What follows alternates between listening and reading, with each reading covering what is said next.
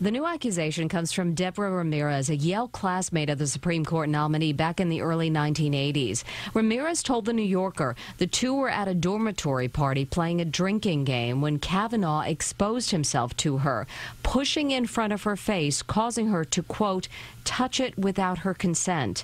She told The New Yorker, "I would think an FBI investigation would be warranted."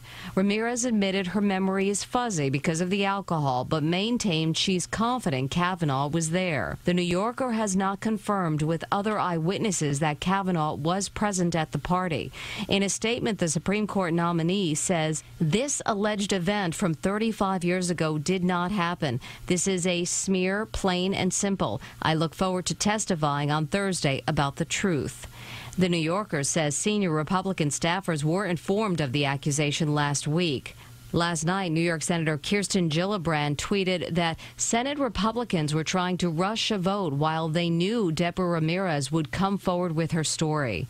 On Thursday, Kavanaugh is set to testify at a public hearing along with his first accuser, Christine Blasey Ford, who claims they were both in high school when a drunken Kavanaugh groped her and tried to remove her clothing while putting his hand over her mouth. She's coming forward and very bravely saying, "I will tell my story." So I'm going to do everything I can to make sure that she can tell her story free of intimidation, fear. I will do the following. Listen to Dr. Ford, compare that to everything in the record, and make a decision. This accusation is 36 years old.